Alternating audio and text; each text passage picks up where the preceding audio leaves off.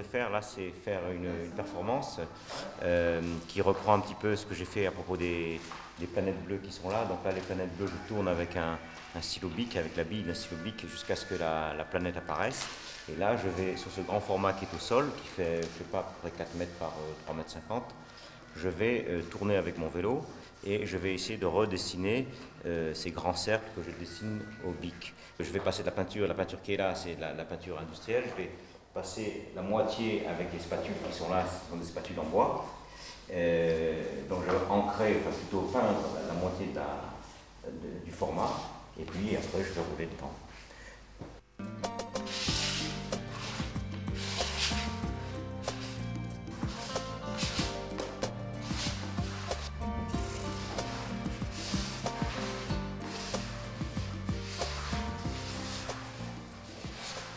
Ensuite, je vais rouler dans cette surface peinte avec mon vélo, donc mes pneus vont se charger de peinture, et sur l'autre moitié, ils vont laisser des traces. Donc j'aurai un côté qui sera, je dirais, en négatif, et l'autre côté qui sera en positif.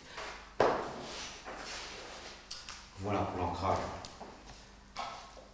Bon, une performance, c'est parce que là, je le fais dans une galerie, c'est-à-dire dans un endroit où on montre le travail, et c'est pas dans un endroit où d'habitude on fait le travail. Là où on fait le travail, c'est un atelier, là où on monte une galerie. Donc la performance, c'est le travail qui se fait dans le lieu dans lequel on le montre. Donc le public est censé être là au moment où je fais le travail. C'est ce qu'on pourrait appeler une performance.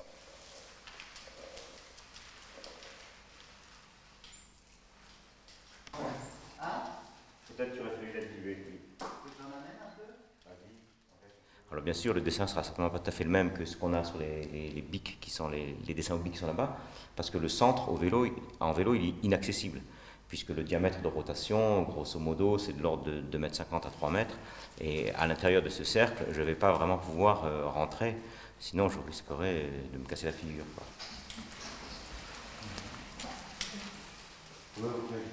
J'essaie de contrôler quand même le maximum de choses. Par exemple, je contrôle le format, je contrôle la surface, je contrôle mes cercles, etc. Donc, c'est plus tout à fait le hasard. Ceci dit, ce sera quand même le hasard parce que je ne sais pas du tout ce que ça va donner.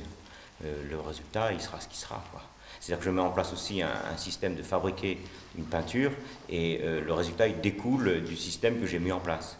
Le système, en l'occurrence, c'est le vélo.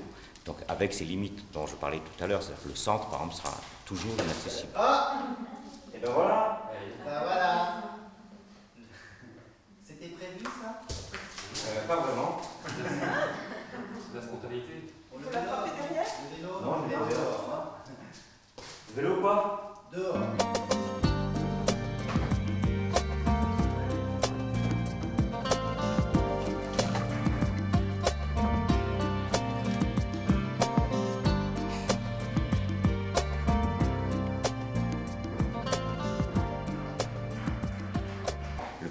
Il voit peut-être autre chose que ce que j'ai voulu y mettre. Et pour moi, c'est très bien, quoi. Enfin, ce que j'aime, c'est quand le public, à un moment donné, il me raconte ce qu'il voit dans mon travail.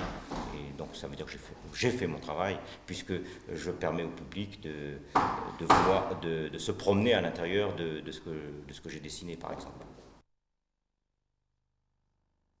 Ce travail-là, il est intitulé Terre promise. Alors c'est une grande map monde qui est faite avec une multitude de tampons sur lesquels il y a l'inscription Terre promise.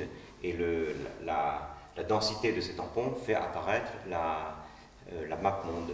Chaque tampon devient un fragment, devient comme un individu qui participe à un travail, à un format beaucoup plus grand, qui le dépasse complètement, et c'est le rapport qu'il peut y avoir entre l'individu et la société. Donc, ces valises représentent les réfugiés qui sont en attente de leur terre promise, et donc ces valises sont attachées, elles montrent qu'elles ne peuvent pas vraiment bouger ou difficilement bouger, et que cette terre promise qui en plus est faite sous forme de nébuleuse devient presque inaccessible. Donc j'avais fait ce travail à un moment donné, et malheureusement c'est toujours d'actualité, je crois que j'avais fait ce travail au moment des problèmes du Kosovo. Je ne définis pas de contour au départ.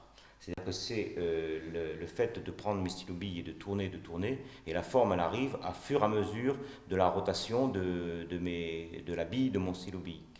Et la forme au départ n'est pas prédéterminée, c'est-à-dire que le contour n'est pas défini tant que le stylo-bille n'a pas rempli l'ensemble de la surface.